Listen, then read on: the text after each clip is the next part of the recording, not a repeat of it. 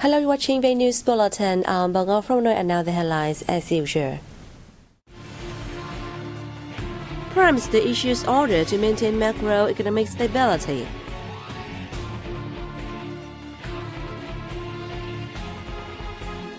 Foreigners can use e-visas at Vnews Airport.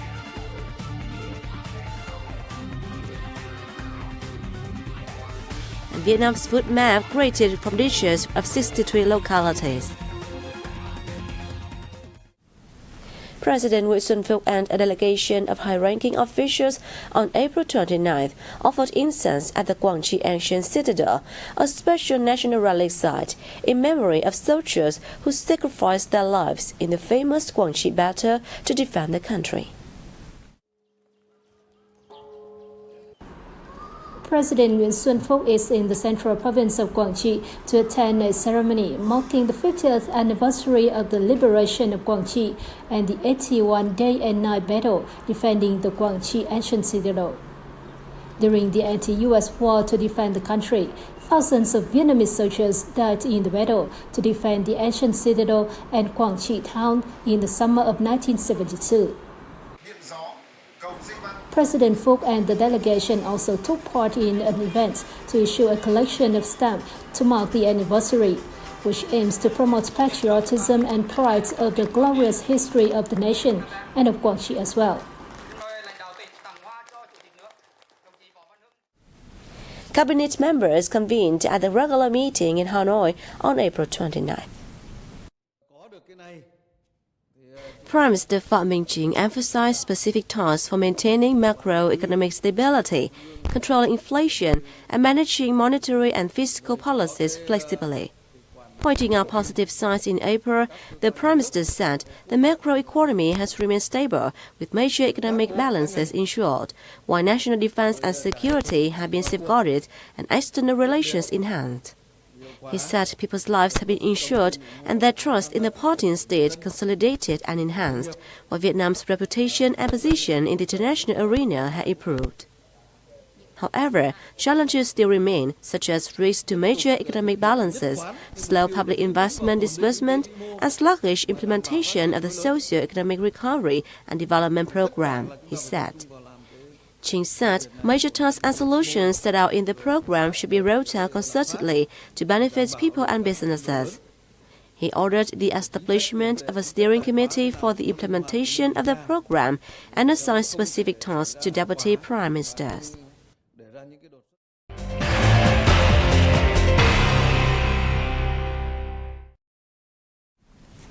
Poverty in Vietnam declined substantially between 2010 and 2020, according to a report released by the World Bank on April 20th. The World Bank's Poverty and Equity Report assesses Vietnam's progress in poverty reduction over the decade to 2020. It said in less than half a century since the end of the war and 35 years since the Doi Moi reforms, Vietnam has become a vibrant economy and a sought-after market to the outside world. GDP per capita grew from $481 in 1986 to $2,655 in 2020. Rapid economic growth was broadly inclusive, and livelihoods in Vietnam improved dramatically. To uphold the achievements and address challenges ahead, the World Bank has offered a number of recommendations to Vietnam. It said supporting agricultural productivity growth is key to maintaining livelihoods for those remaining in the rural economic system in the face of significant structural change. Vietnam has been placed third among low middle-income nations and 56 globally out of 104 ranked countries in the Chandler Good Government Index 2022, released by the Singaporean-based Chandler Institute of Governance on April 28th. Accordingly, Vietnam made good improvement in the categories of income equality and investment attraction of 33 and 18 places annually, to be in the 42nd and 39 positions, respectively. The country also performed well in satisfaction with public services at 15th place and gender equality, 27th. Meanwhile, its strong performance in the attractive marketplace, 34th place, and helping people rise, 43rd, indicators reflected the Vietnamese government's focus on advancing the national economy and ensuring a more just society. By using more than 50 policy-available global data sources, the CGGI, first released last year, measures the capabilities and effectiveness of governments in 104 countries, covering close to 90% of the world population. From now on, foreigners can enter or exit Vietnam through Van Don International Airport in the northeastern province of Quảng Ninh. The move is in line with the decision signed recently by Deputy Prime Minister Phạm Bình Minh, announcing the list of international border guests accepting foreign entries and exits on e-visas. Previously, eligible airports were allowed to apply e-visas. All of them are state-run airports under the management and operation of the Airports Corporation of Vietnam. Meanwhile, the Van Don International Airport is the first privately built and operated international airport in the country. It was constructed by real estate developer Sun Group. Vietnam has completely reopened inbound and outbound tourism from March 15 with pre-pandemic visa policy reinstated, and visitors required only to have negative COVID-19 tests prior to the departure. Bamboo Airways had just launched the Melbourne Hanoi air route, becoming the first Vietnamese airline to operate the route, contributing to promoting the partnership between Vietnam and Australia. The opening of the route marked a new success in the airline's efforts to connect Vietnamese and Australian localities. After the launching of the routes between Ho Chi Minh City and Melbourne in February and between Ho Chi Minh City and Sydney in March this year. According to the carrier, the Melbourne Hanoi route has shortened traveling time between the two cities to 9 hours. The airline is offering many promotion programs to celebrate the new route. This year, Bamboo Airways plans to expand its coverage to 40 international destinations, many of which are in Australia.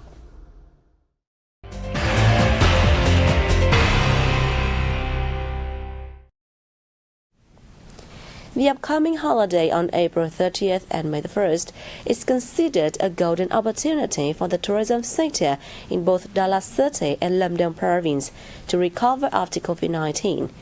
The city's tourism sector has fully prepared for the long weekend and is ready to welcome a large number of domestic and foreign tourists.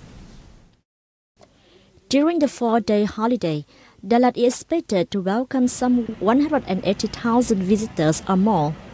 City authorities have also taken into account the possibility of overcrowding and taken precautions. We prepare sufficient facilities to welcome guests safely. If the number of tourists becomes too large and some find it difficult to rent rooms, we will encourage local households to provide them with free accommodation. Unlike previous years, this year's Lâm Đồng province plans to hold a series of cultural and artistic events and activities throughout the April 30th holiday. The holiday is very important in stimulating our tourism sector. We will hold 10 different events and activities, and all preparations are completed. In order to safely welcome guests, Dallas has opened a hotline to receive and handle any complaints relating to tourism as well as traffic and security.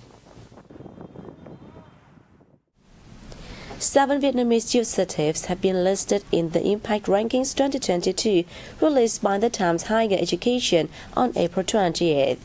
In 2020, only 2 Vietnamese education institutions were on the list, and the figure was double last year.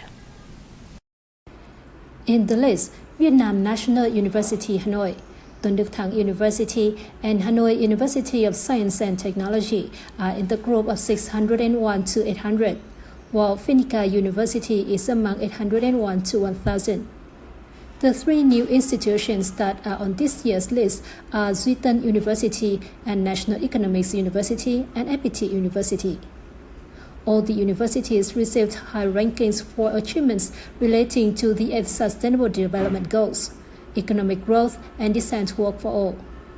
Of this, Hanoi University of Science and Technology got the highest position with 70.3 points. This is the fourth year the Impact Rankings released the ranking following the 17 Sustainable Development Goals of the UN, which call for global action to build a peaceful, fair and prosperous society. A national record has been set for the creation of the first food map Vietnam made from typical dishes of all the 63 localities across the country. The record was announced during a ceremony held in Ho Chi Minh City on April 27th, together with an award ceremony for the Future Chef 2022 contest. The 20 meters map was created with dishes prepared by 50 contestants of the competition's various editions and chefs in all regions of Vietnam. This map model introduces typical dishes, promoting Vietnamese culinary values to international friends. Among others are Cà Mau left-sided braised fish, and Kiên Giang herring salad, Bình Thuận stock hot pot, Đà Lạt artichoke stewed pork leg, Thanh Hóa shrimp paste, Ninh Thuận mountain goat, Hà Nam roll cake, and Nam Định beef noodle soup.